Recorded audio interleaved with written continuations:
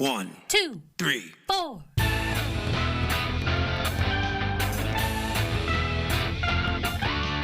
Monster movie. Fun time, go!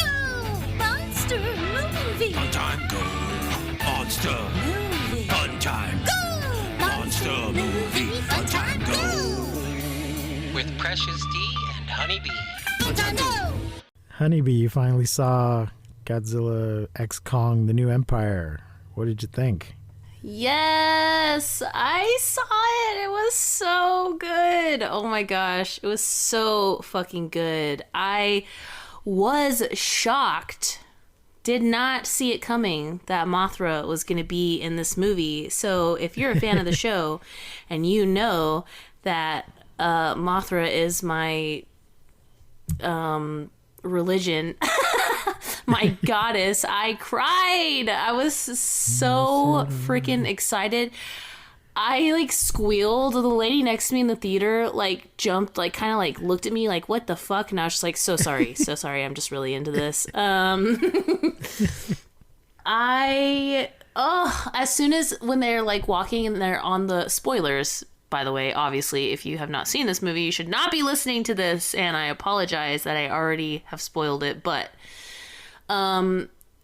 yeah, as soon as they're like walking and they see Mothra kind of like etched into the wall, I could barely contain myself. I was freaking out.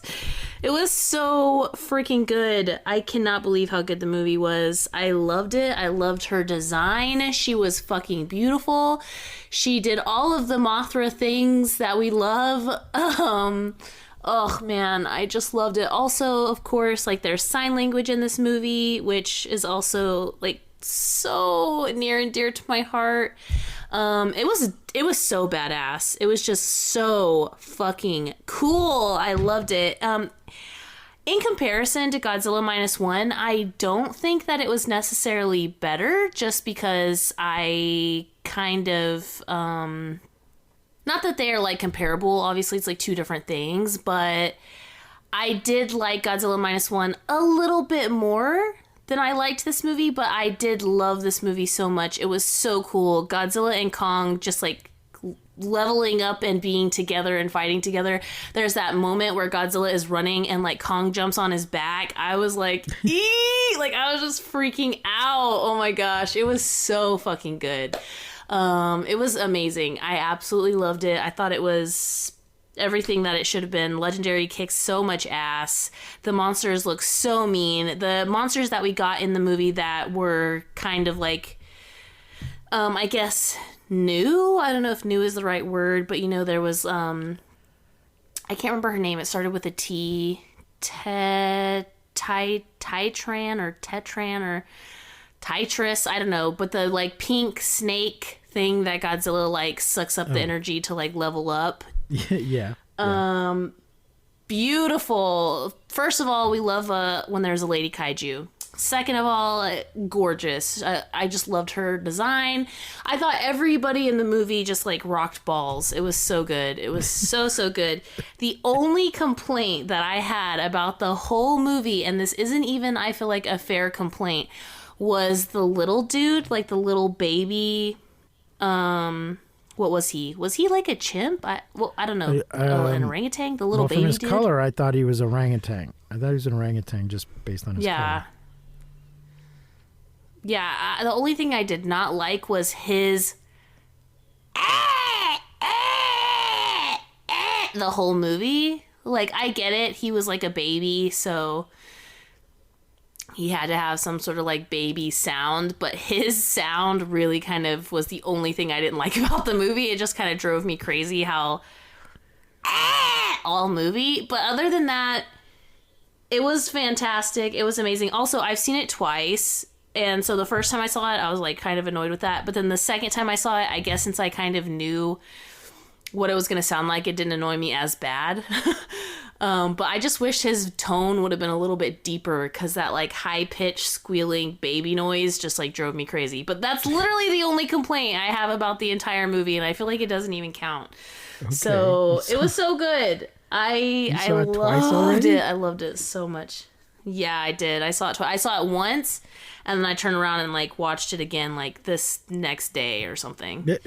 Or it wasn't the next day, it was a few days later. But yeah, I watched it like twice because it was just so good. I went and saw it one time with my friend Ashley.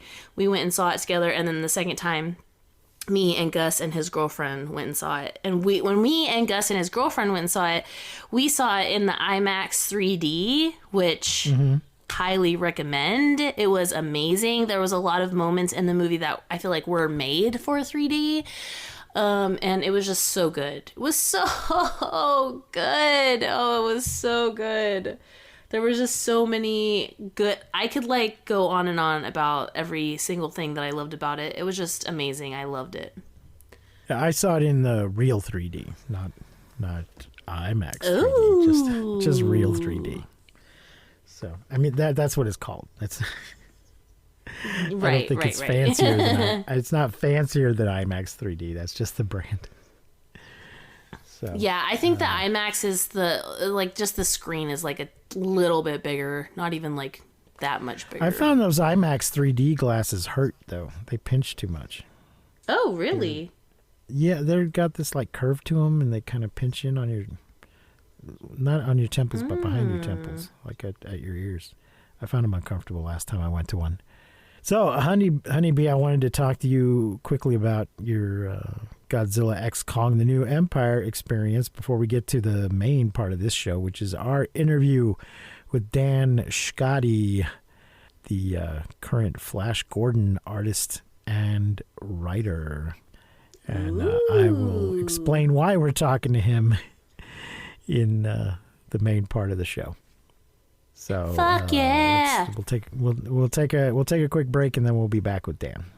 Pausa rapidinho agora para falar de dica de ouro para os papais e mamães. Depois de experimentar a nova Hug Supreme Care Fralda Roupinha, tudo ficou ainda melhor pro meu filho. É a única com canais em X que se adaptam aos movimentos, com 2 vezes proteção noturna e cintura elástica que se adapta ao corpinho do bebê, além de ser super fácil de colocar e tirar. Praticidade pura. Então guarda essa dica. Nova Hug Supreme Care Fralda Roupinha. Bebê, estamos juntos nessa, mais do que nunca. Agora curta seu podcast. Ladies and gentlemen, boys and girls, friends and neighbors, welcome to Monster Movie Fun Time Go. Today's episode is a little unusual and requires a bit of explanation, I think, so bear with me. As you may know, over on our Patreon, Honeybee and I have been making our way through the lyrics to science fiction double feature from the Rocky Horror Picture Show. And this led to one of my favorite episodes, the one on Flash Gordon, who, as you know, was there in silver underwear. And at the time we recorded that episode, there had not been new daily Flash Gordon comic strips for 20 years. They had been doing reruns. They were still in the papers, but it was all reruns. But as of October of last year, we finally have new daily, including Sunday, Flash Gordon comic strips. And this year is the 90th anniversary of Flash Gordon, so I assume that had something to do with it. But someone is with us now who could probably answer that question. The current artist and writer of the Flash Gordon daily newspaper strip, Dan Schkade, is with me today. Welcome to the show, Dan. Thank you so much for having me. Well, thank you for being here. So we released that Flash Gordon Patreon episode to the general public if you folks want to listen to it. And this is a follow-up to talk about the current state of affairs with Flash Gordon. So, Dan, how did you come to get this gig, assignment, job? Well, I have been working in comics for about 10 years, and I have been lucky to meet some really cool people through the comics at large, but specifically the comics community in Portland, Oregon, where I lived for 7 or so years while I was starting my career. And one of the people that I met was T, who went on to become one of the editors, in fact, now the senior feature editor at King Features. And in the intermediate years, I had done a series called Lavender Jack, which was a weekly, very pulpy webtoon series, and I knew that T had become a fan, and so as that series entered its last season, I contacted T and said, "Hey, I've got a set of skills. I'm used to doing weekly comics. If you need somebody to take over something, or we need to teach Rip Kirby how to use a smartphone, then think of me." And then about 6 months later, I got an email saying like, "Well, we have something you can try out for. Like, we can't give it to you." And that turned out to be Flash Gordon. Okay, so I was wondering, were there submissions, or did they just call you up? And it sounds like it was a little bit of both. Yeah, that was my first question. Like, as we got into the call, I found out it was Flash Gordon.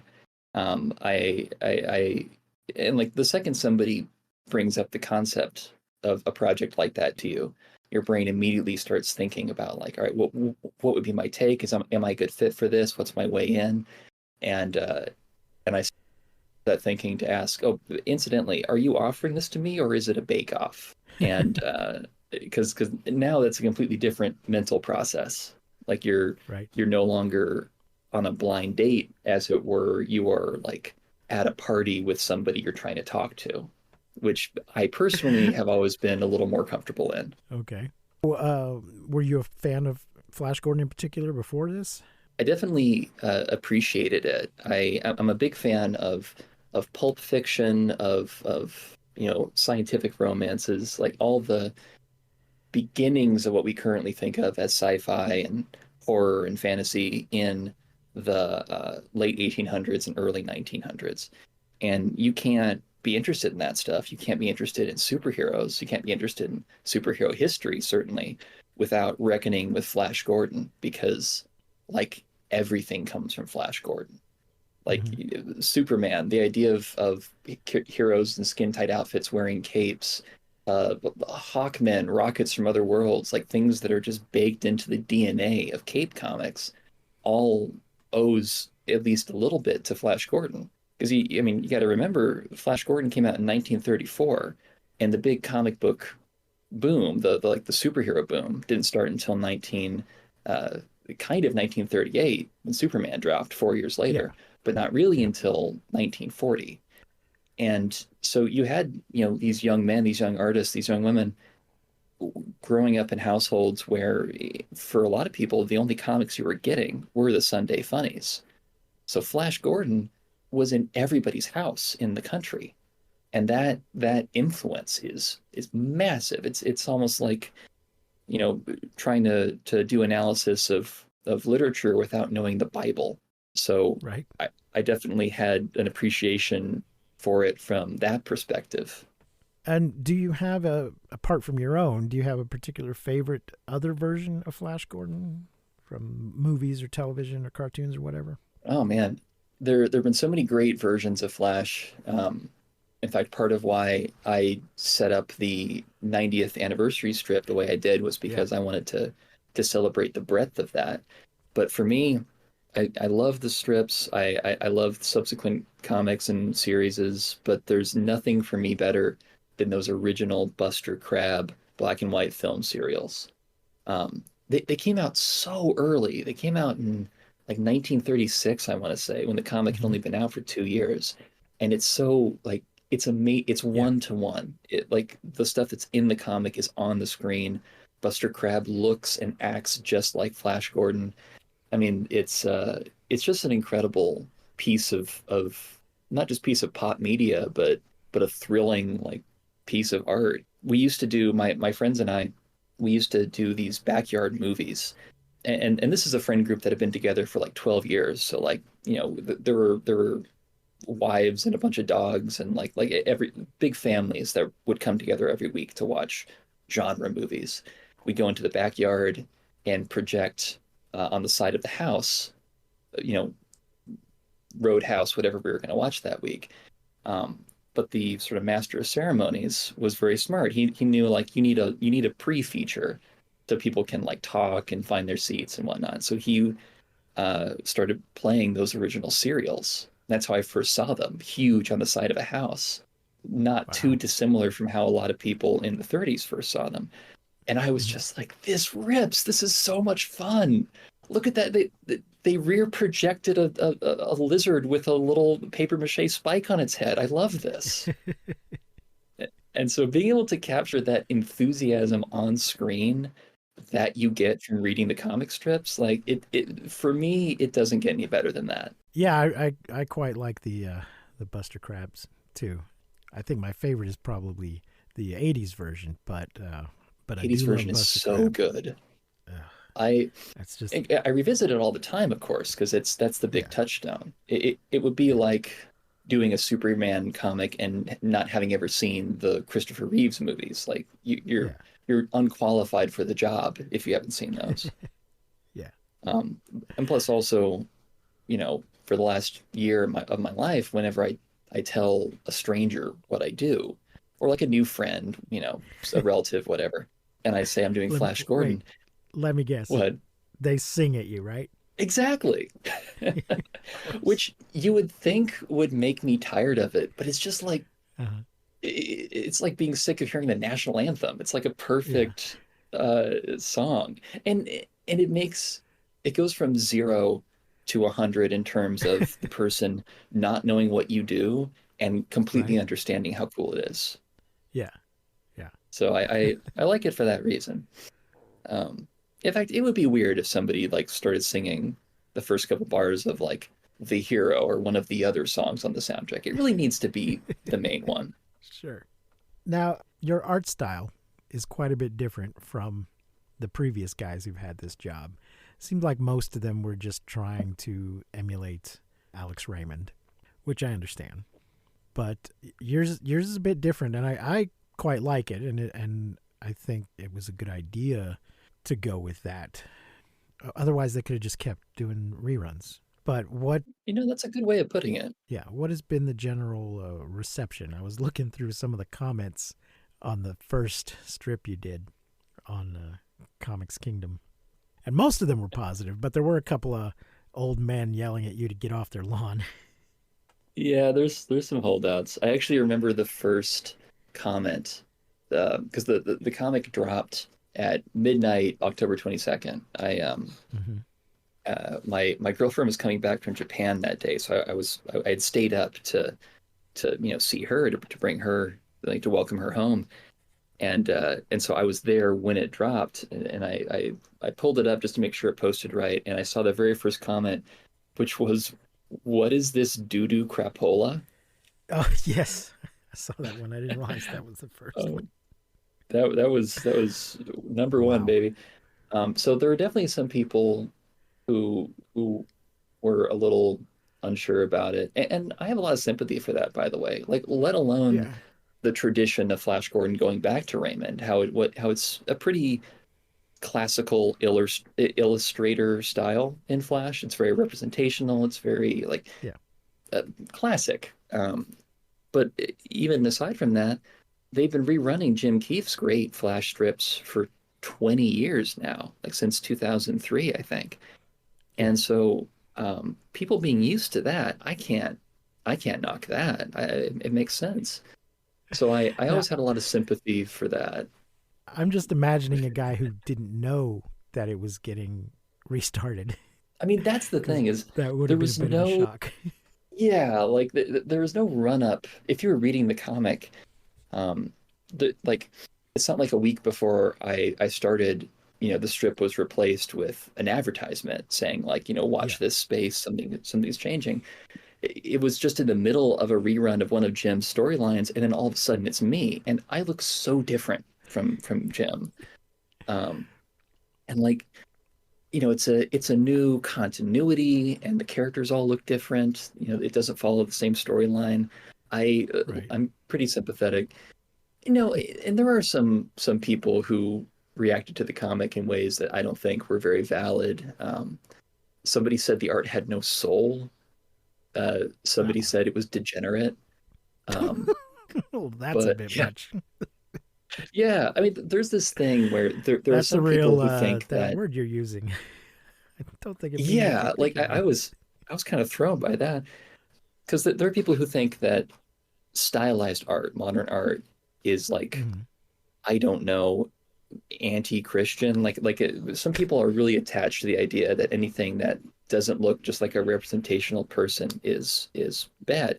But the thing is, I I don't consider myself a very indulgent uh, visual artist. Like I'm somebody who comes at things from a perspective of what about this works? Let's keep as much of that as we can and just adapt it into something that is digestible for a modern audience, something that I can keep up drawing time and time again. Mhm. And so when people are seeing a stylized Flash, I think in their heads, like when I saw that first strip, I think they thought it was going to be something like really modern and very like whatever they in their minds is like a scary young like identity politics guy coming in taking over their strip. Like that's the version. Some person said Flash was going to be non-binary now, like just stuff they were making up in their head. um I did see someone throwing the word woke around, and yeah. like, okay, dude, whatever. And that's I don't agree with that. I think people who use woke derogatorily are stuck in the past in a way that Well, they're not. they will They're either not woke. They're like asleep. They're exactly, and hopefully they do wake up, or they'll be asleep forever. Those are the two options. But the thing about my strip is even though it looks modern and it has a modern sort of storytelling style to it, it's really trying to recapture what's great about the classic strips. And I feel like over the last 6 months now that we've been doing the comic, I think I think I just turned in the 180th strip that I've done. People have seen like, oh, this is a new way of doing a classic thing, but we're still like, Flash is still like a brave, smart, good guy who like reaches out to people instead of expecting the worst. The world of Mongo is still full of like crazy different types of people. There's dangers, escapes, sword fights, and I feel like the people who've stuck around, which is a lot of them, and I feel like the people who've come to the strip fresh just through word of mouth are seeing like not not somebody coming in to knock over the moneylenders tables, but somebody who just wants to inject 2020's energy into something that's been around for 90 years. yeah. I mean, he's still wearing the same outfit. He just Exactly. put that blue headpiece on the other day. So And that's the other thing that's fun about it is because Flash Gordon is so iconic, you get to kind of play around with when you include more of that iconography. Like when, as you just said, the classic headpiece, I think Al Williamson made it look great, but it goes all the way back to like 1936, I think, an adventure he went in, this aquatic kingdom. But it just looks so cool and distinctive that it's become like a core Flash thing. And so I get to dip into that without being married to it. In fact, the one of the things in my original pitch was like I wanted him to be changing outfits all the time, which is what how he is in the original strips. And they said, well, we have branding concerns. Like you should mainly draw him in this one thing. And I'm like, fair enough, that makes sense. But you'll notice even though I always have him in the same red shirt, like all things being equal, we just did a whole arc where he was like in an underground prison where he was just wearing like rags the whole time. He has like downtime outfits. and Dale's wearing his red shirt. Yes. Yeah. Oh man. I was so happy people liked that. That was hot. I 'Cause gotta tell you, man. It was hot. I love Dale so much. Dale is my favorite character to write. And one of my big things when I pitched was, in addition to the changing outfits thing, it was I don't want to make Dale one of these. Something that happens a lot when you adapt old media for a modern audience is you take what is usually thought of to be the underwritten female character and make her like an action lady who's totally in control of her situation and is like better than the boys. And to me, that's just like tokenism of a different flavor. I like that Dale in the original strips is I mean she's definitely not brave in the old strips. She shrieks a lot and calls out for Flash, but like I liked that. I liked the idea of somebody who is scared, who is a fish out of water, but keeps being put in situations where she has to like summon a resolve to get out of that. That's so much cooler to me, especially when she's standing next to Flash, who is a guy who always has, control of his emotions and is always doing the right thing. Like why have two people do that? Let's have some different shades of character so we can have some different types of story. Now, your Dale appears to have some kind of a secret. I'm very curious to find out what that's about. She is not in a hurry to go back to Earth. And that goes all the way back to the very first strip, January 7th, 1934, where that strip introduces the main three human characters. You have Dr. Zarkov, who's a scientist, Flash, who's a Yale graduate and world-renowned polo player.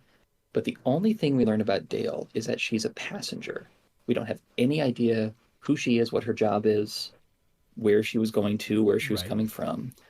And for the first 10 years of the strip, they don't give her any kind of backstory. And subsequent versions have made her another scientist, a journalist, a travel agent in the movie. But I kind of liked the idea of somebody landing on Mongo who has a secret, who has a past we don't know about, who doesn't want to go back to Earth, who maybe has something that's driving her anxiety. And so I thought, well, let's go with that. Instead of just answering away who and what she is, let's actually live inside that ambiguity while we see through her actions who she is now. Well, I'm imagining that she made off with the church's money or killed somebody or both. And for me, that's so fun. It's so fun to feel like, all right, what is it? What does her personality and skill set and age suggest about the trouble she might be running from? And there's a lot of different ways you could go with that. Yeah. But yeah, no, I dig Dale a lot. I dig the chemistry she has with the other characters, and I feel very lucky that King has given me the latitude that they've given me to explore these different versions of the characters that are not necessarily as sanitized and homogenized as you might think a body like King would want you to make things. Like they let me keep in the part of the origin where Zarkov has a mental breakdown and kidnaps them to Mongo. In a lot of other versions, he's just like a wacky scientist that they agree to go with. Right. But they let me keep that weird element of him. They let me dimensionalize some of the. It seems to be really weighing on him too. He seems very guilty about. He said the other day that I ruined their life. Yeah. Who, me? Oh, I'm the guy that ruined their lives. Wow. Which I don't know. I feel like that's something people can relate to. I think all types of people can relate to as they get older is you see how your decisions have affected other people, and depending on who you are and what you've done, you can kind of turn yourself into a supervillain a little bit. Like you can make yourself the bad guy in the story of your past. And I think that Dr. Zarkov, who at one point was manic enough to think only he could save the world, is exactly the kind of person who, when he's more moderate or even more depressed, would think like, I'm the reason every bad thing happened. And I soon we're going to have a storyline where we get to spend more time with him and kind of unpack that a little bit more, because the way that he thinks about his own guilt and the way that he sort of views the gift and curse of his genius is, I feel like it's something a lot of us can relate to. Folks, if you have not read these new Flash Gordons yet, and your local paper is not carrying them, my local paper is only published 2 days a week now, Wednesdays and Sundays. Oh. Yeah, and I don't know how much that's the case around the country, but I'm afraid it might be. But you can find these Flash Gordon comics at comicskingdom.com. That is the website for King Features Syndicate. But if you want to go back and read them from the beginning, you're going to have to get a subscription. They only keep a couple of weeks up there, maybe a month. I'm not sure how many exactly, for free. You can always read the latest one for free. But if you want to go into the back catalog and dip into things, you need a subscription. It's pretty cheap though. I subscribed because I realized I'd fallen behind, and when I was trying to go back, I was like, oh crap. Well, thank you for that. And yeah, it's not very expensive, and that's across the site too. Like you can read that. Not only can you read all of Flash Gordon going back to like the 70s, but you also have like all the King features comics. Popeye, Beetle Bailey, Hagar the Horrible. My friend Jules Rivera, she's been doing Mark Trail for the last couple years, which is like environmental adventure / education. There's just a lot of great stuff there. So me personally, I think it's worth the $3. Like it's not very much. Something like that. I need to check out that Mark Trail because a lot of the people that were complaining about you were comparing it to the new Mark Trail. And I was like, there's new Mark Trail? What? Which is so funny because Jules and I are friends. I knew her before she did Mark Trail, and when I got the opportunity to try out for Flash, I reached out to her to ask her, what the whole thing was like. So when I have people compare me to Mark Trail, I mean, this is such a, I'm rubber, you're glue reaction. But when people compare me to Jules, I'm like, well, thank you. Looks like the Flash Gordon strips go all the way back to 1955 on here. Oh, there you go. Yeah, so that's pretty good. Those ones are in black. That's a nice beefy Sunday afternoon read. And then listeners, my Flash Gordon begins on October 22nd, 2023. So if you just want to read into my continuity, that's where it starts. What was the date on that 90th anniversary strip? The 90th anniversary was January 7th, and we did a whole week-long run-up to it from January 1st to January 7th, 2024.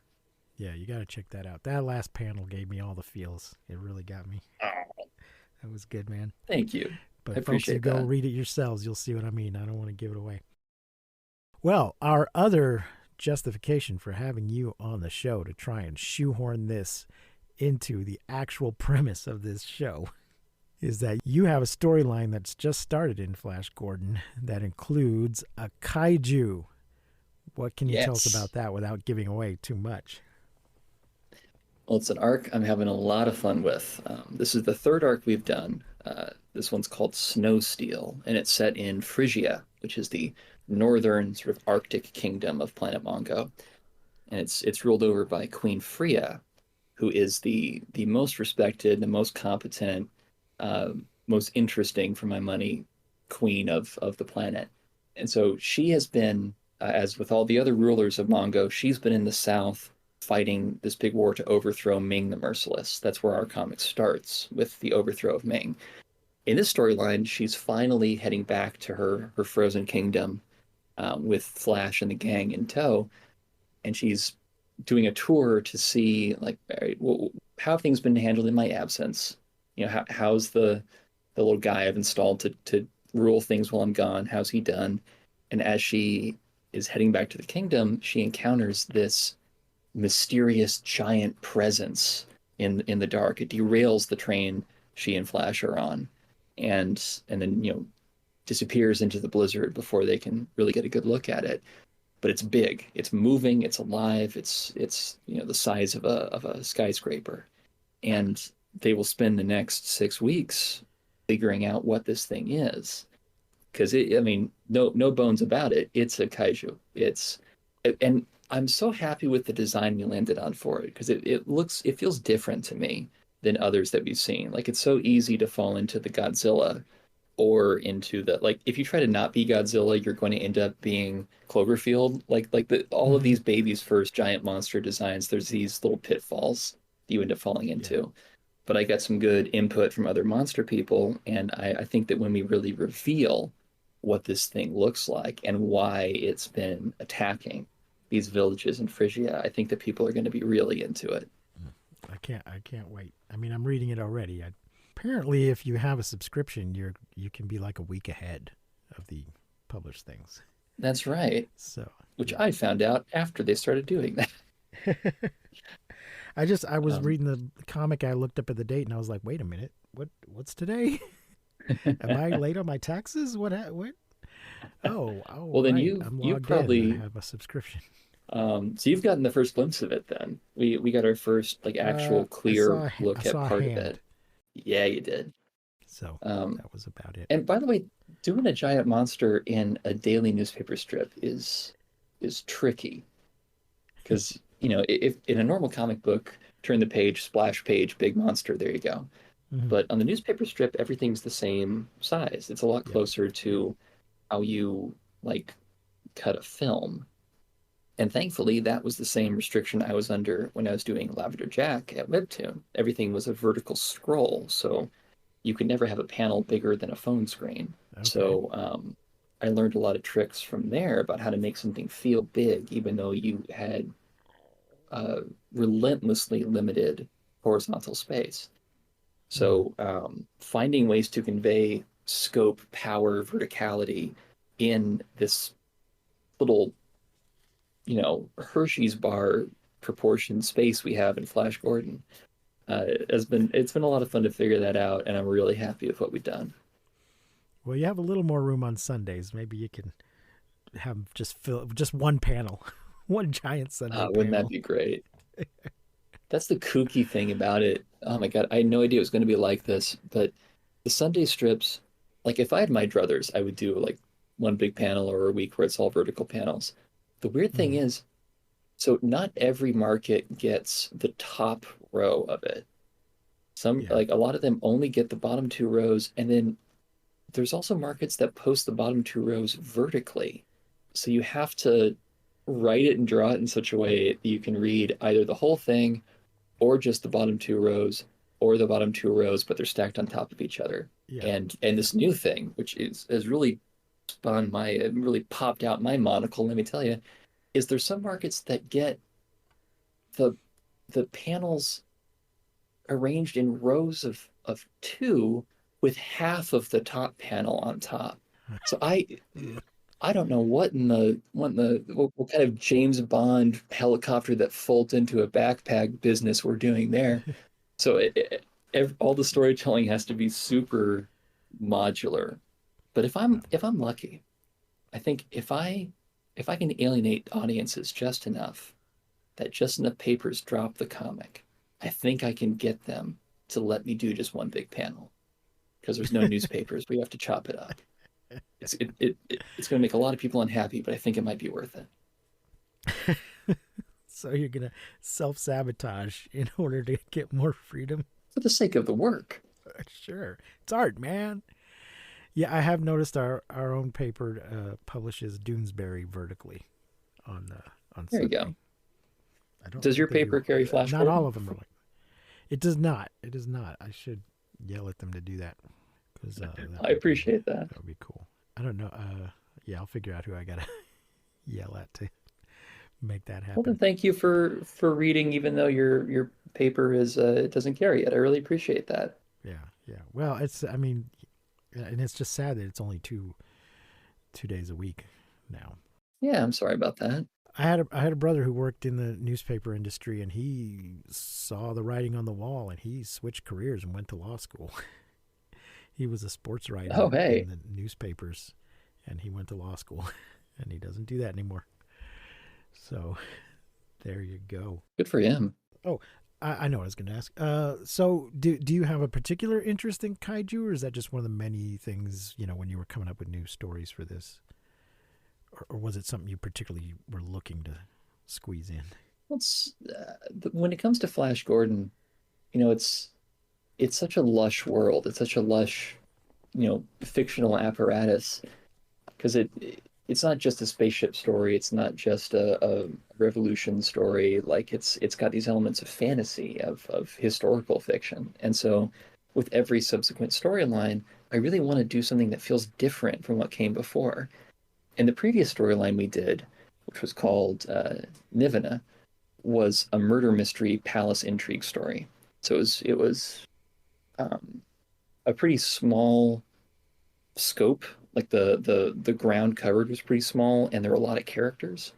And I thought, okay, well, how about the next storyline is out in the open, with fewer characters. It's more of a man versus nature thing, and then the night that I was kind of putting together what that would be like, we went to the theater and watched Godzilla -1. I'm like, okay, this is what it Okay. is.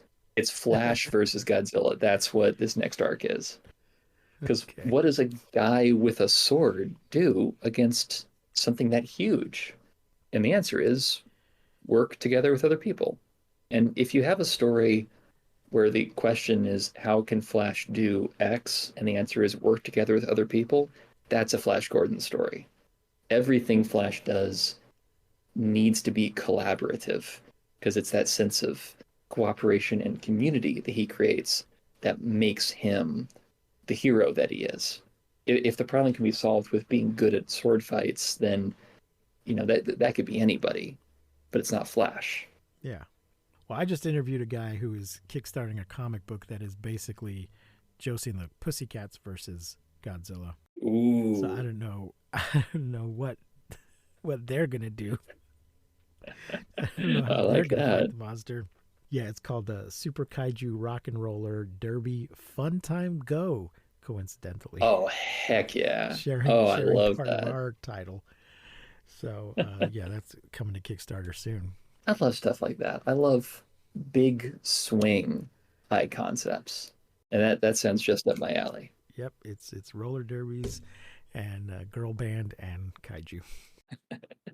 I knew some Derby girls in Portland. I don't know why anybody would make comics about anything other than Derby girls. I'm messing up. We got I'm some. sorry. What were you We have some saying? here. We have some here too. I was going to ask if you were at all familiar with the current Flash Gordon role playing game. I'm not actually. I asked because I assume you have access to any sort of back catalog you would want to mine for the history of Mongo and of Flash. But this game, it occurs to me, would be a great source book for anybody who's writing Flash Gordon. Just the way it's organized by the different kingdoms and who rules what kingdom, and a little bit of backstory on each of those characters.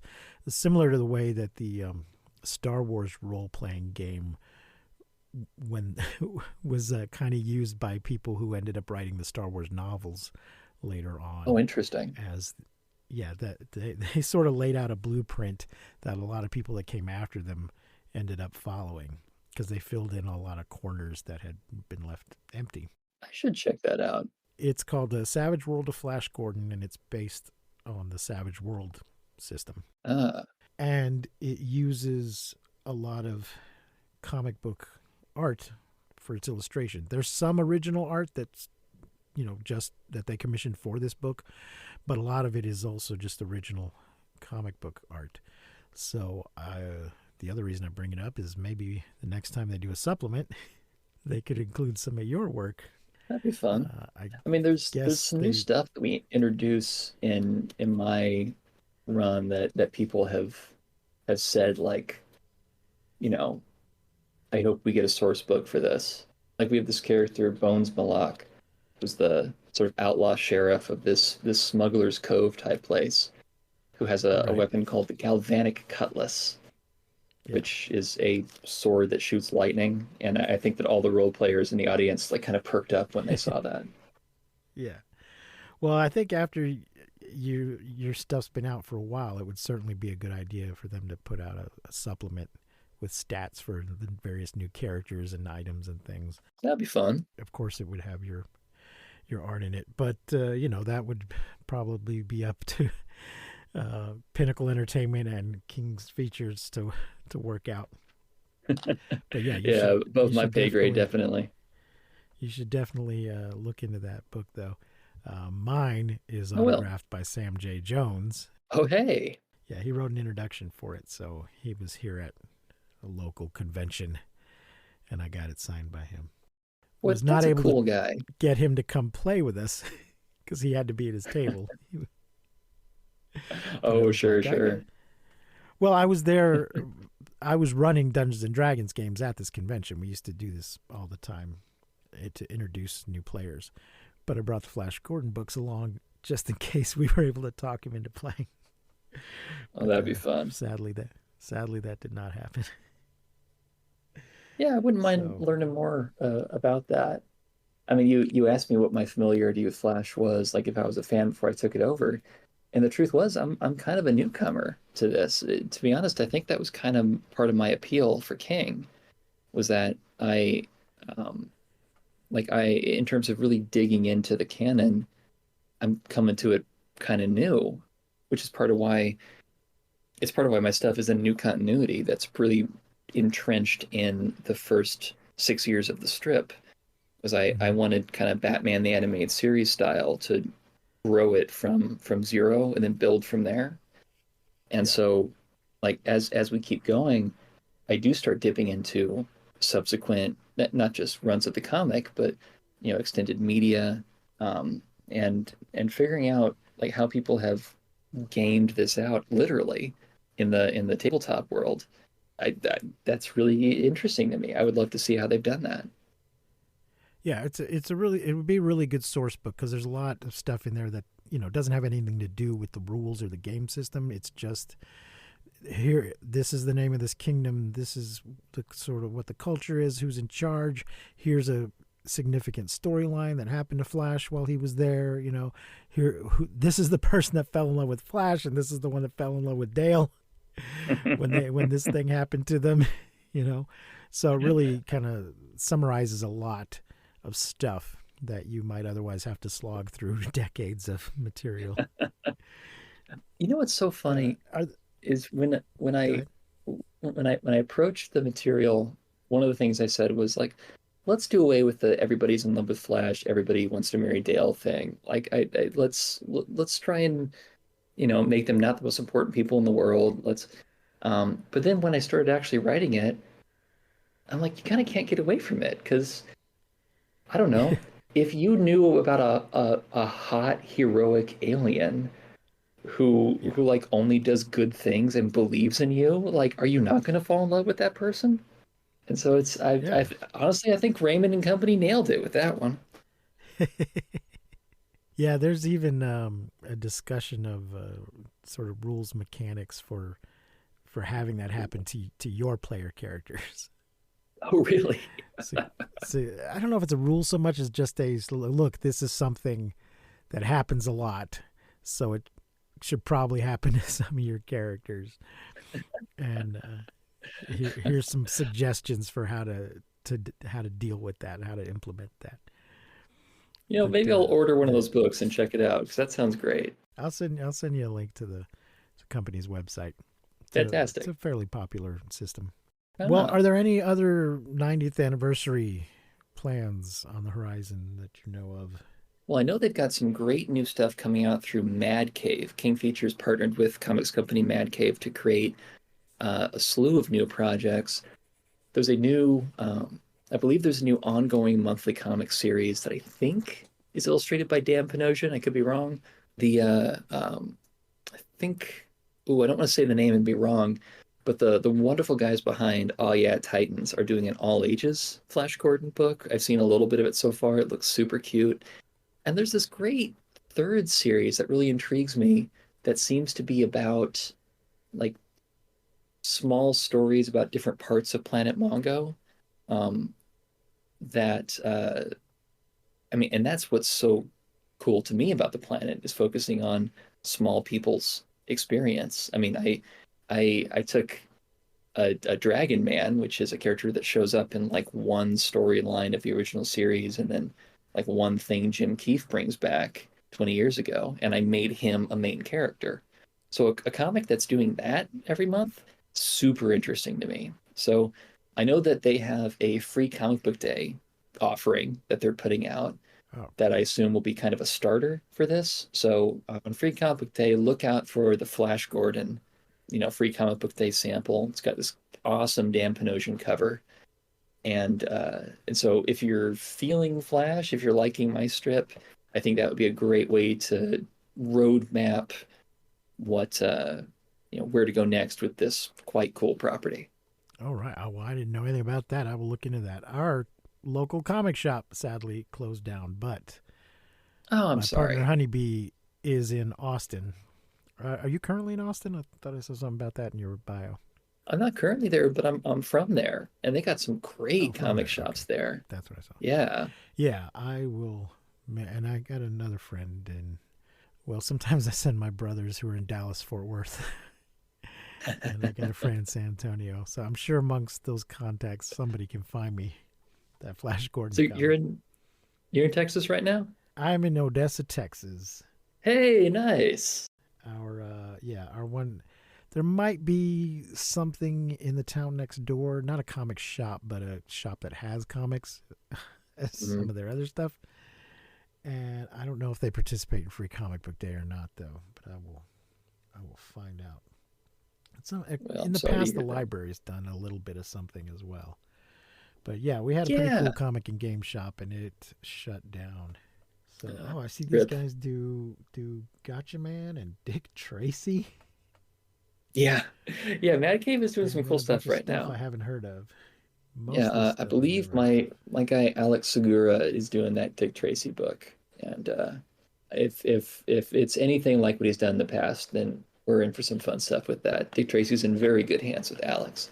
I would go so far as to say that he was like grown in a vat to do a book like this. So me personally, I'm very excited to read it. I have a little Flash Gordon figure right in front of me. I just got recently. Oh, which one? I got a couple myself. Power Stars. Okay, sure, yeah. I'm not a toy guy, but once I started doing Flash, whenever I see one in the wild, and people give them to me too. On my birthday last week or two ago, Yeah. my neighbor Gavin gave me this like ridiculously articulate Ming the Merciless figure.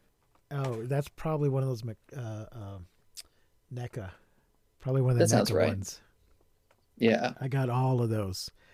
They just kept taking the same figure and putting different paint jobs on him for both Flash that does and appear to Ming. be the case. Yeah. So there's a comic strip version. There's a Flash Gordon cartoon, other Flash Gordon cartoon, Defenders of the Earth, and Flash Gordon movie version. It's funny. And People asked me it includes. why. Oh, go on. What was it include? Oh, just that there's some Phantom figures that go, each of them has a Ming that goes with it, of course, but two of them also have a Phantom figure that goes with it, and of course the Defenders of the Earth has Mandrake and Lothar as well. And this Power Stars, there's a Phantom. I don't have that yet, but there's a Phantom and a Prince Thune that go with the Power Stars. Good old Prince Thune. Yeah. Man. I mean that's part of what's great about this is there's so much media about Flash. There's so many things he's entangled with. Like just the existence of Defenders of the Earth opens up so many doors. And it's fun being able to, play with a property that is so storied that I don't know. You feel a sense of community with people that you didn't feel a sense of community with before because you're attached to this thing. Man, I wish King would take a Marvel movie approach to Defenders of the Earth and give them each their own movie and then team them all up in the end.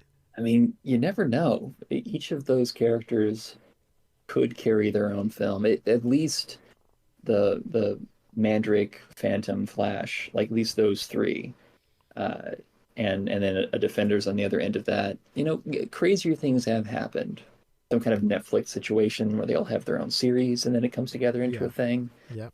I mean, who knows? Maybe we'll all get very unlucky and it'll be like AI series of them. Who's to say? but there's just a little too much history tied up in these guys for them not to be some version of that in the years to come. Yeah. Well, they really dropped the ball on Mandrake because there has been a Phantom movie. It's been, of course, lots of Flash stuff, but Mandrake's been kind of, apart from Defenders of the Earth, he's been pretty much left on his own. Mandrake's one of those guys where there's just one like cool high concept revival away from being right back in the saddle. I imagine they do like a Sabrina the Teenage Witch kind of thing that Netflix did, where they just let's just go full in on the magic. I've heard worse ideas. Well, Dan, I want to thank you so much for being with us here today. Oh, absolutely. This was fun. I'm hoping that you'll still be around for the 100th anniversary of Flash. It's only 10 years away. That's not unreasonable. Yeah, who can't do 10 years? people have had longer runs than that on comic strips, I'm sure. Yeah, I should look up when Dan Barry, like how long his run on the strip was, and try to beat it. Be the superior There you Dan. go. Set a record. I'm not as talented, but I can last longer. Do you have any idea if they're going to put out, a physical collection of your stuff? I think they probably will. There's been a lot of demand for it. I get asked quite literally. Some people say literally and they mean figuratively but intensely. I mean literally every day somebody asks me if there's going to be a Flash collected edition. And if I'm hearing that, I bet you King is hearing it too. And it would really surprise me if there wasn't some kind of collected edition.